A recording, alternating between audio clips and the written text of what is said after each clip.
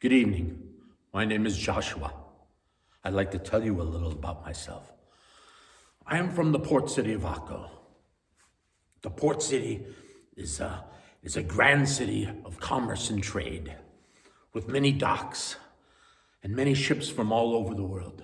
They come to our city of Akko, the largest in all of Israel to trade from. Yes. When I was a child, I loved it even more. Yes, when I was a child, I would run on the docks. I would throw rocks into the water. Yes.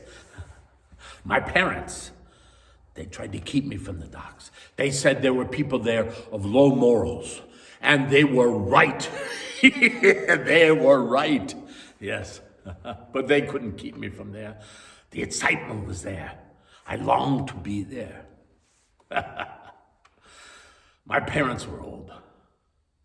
They tried to keep me away, but they couldn't.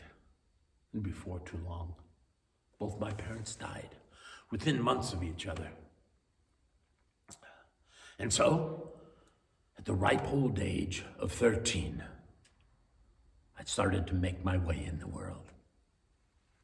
Yes. I headed out on a trading ship. I learned the value of money. I learned the value of commerce. I learned the value of trade, of barter. I learned well. Those who taught me were, they were, as my parents said, they were of low morals. Yes, and it didn't take long before I joined them. I could trade anything. I could trade from wine to spices, from gold to animals. I learned how to take advantage of the deal, to learn the way of the barter, the fine tuning, who to take advantage of and who to stay away from. The poor and elderly were easy prey. I did feel some shame for this, but the wealth, the status, it was what I hungered. I was doing so well. I began to have a woman in several ports. It was not long after that, I began to have children in several ports. Yes. My life was rich. I enjoyed myself all the time. My cup was full. Now, there were some who began to speak about the money to be made in Jerusalem, in the temples nonetheless. They said trade in the temples is so fine that they bring their gold to you. Well, I heard this and thought, why not? Those women and children are beginning to cost me too much money. So I left the ports, left Akko, and headed for Jerusalem. Now, let me try to explain a little of how that commerce works there. You see, near the temple, there's a courtyard, the temple courtyard, where you bring your sacrificial animals for sacrifice in the temple. And there was a tax. The Jews charge a tax on every transaction of a half a shekel. And so, if you came from another country, you brought that pagan money in there. It had to be paid a tax. And so the Jews did not accept foreign currency. They only accepted the Jewish coin. So they had to come to a money changer. That's when I became a money changer. Yes, so I would take their money and give them money back in Jewish coin. Yes, at an exorbitant rate, by the way. They were right. They came in droves to the temple. And it wasn't just It wasn't just money changers. There's those who sold animals there. If you came from a long way and you didn't want to bring your doves with you, you could buy the doves there, also at an inflated price. Yes, and there were those who actually looked at the animals, had to inspect the animals, make sure they were worthy for sacrifice. And what would happen if you had an animal that was not worthy? Why, of course, you would have to buy another. And from who? From us. Yes. It was grand. The money flowed. It was funny that we knew it was against Mosaic law to do what we were doing on the temple grounds. But those fine priests never said a word. Could it be the coin that stilled their tongue? My cup was full. My cup was overflowing. Yes. Those were days, Jerusalem. In Jerusalem, there was another Jew.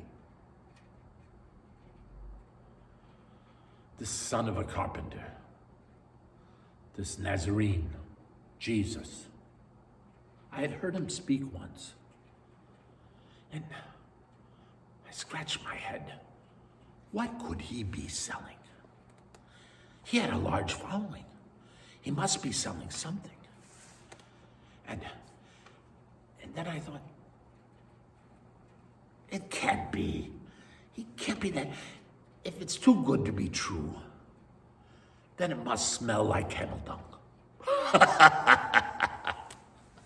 But so many people would say that he healed them, that he gave them clarity to Scripture, that he gave them peace in their hearts.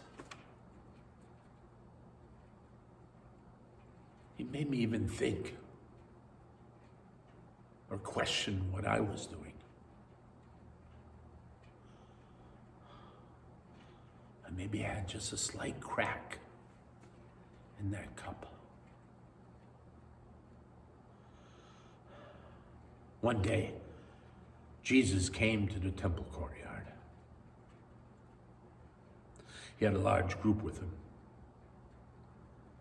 Many onlookers, those, waiting to see a miracle, waiting to hear a parable.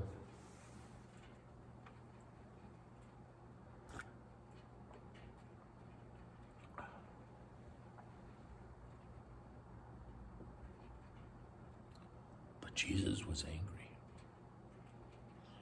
He began turning over tables, knocking over chairs, animals flying everywhere.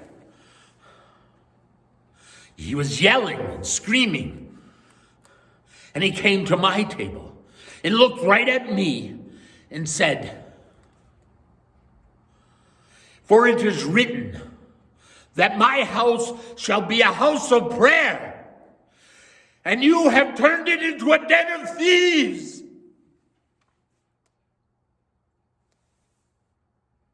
And then he turned my table over.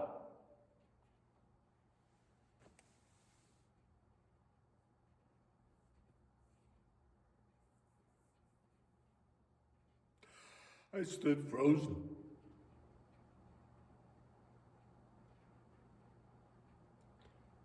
I felt the urine run down my leg. I was terrified.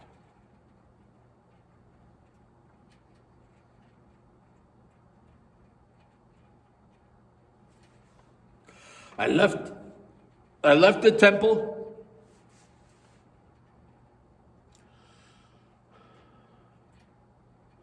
With a broken cup.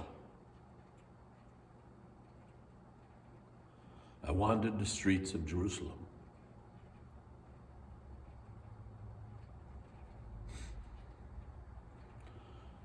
I decided I would go back to Echo,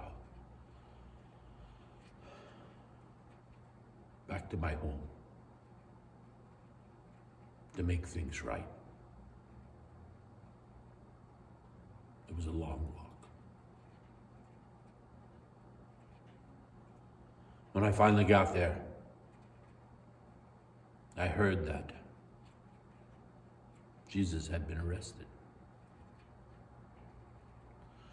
that he'd been tried and killed.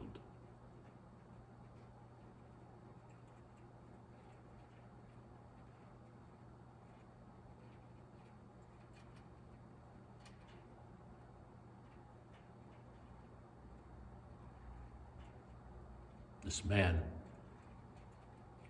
whom I met only once, saw past my wall around my heart, saw past my many sins, and saw into my heart.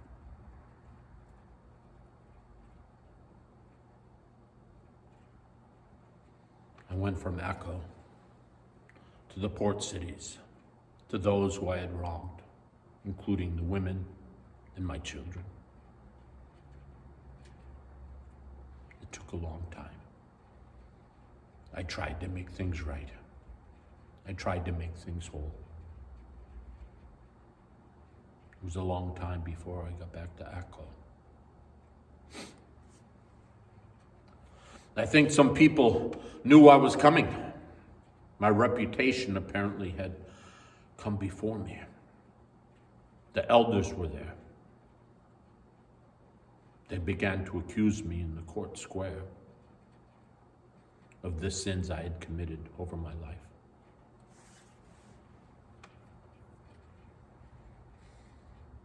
I looked around me. I'd seen this before.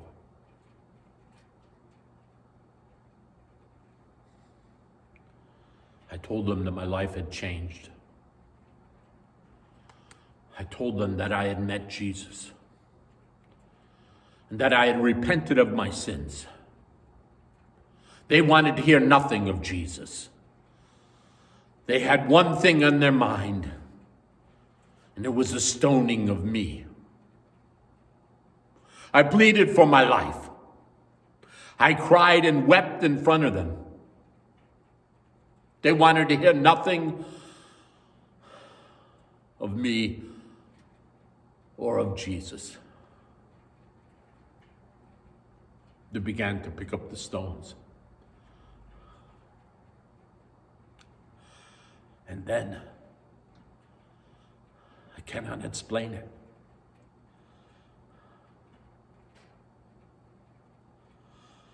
My heart was filled with hope. My cup was once again filled. It was overflowing. I had the peace. The stones began to rain down like a long-awaited for spring rain, hard and heavy. And then,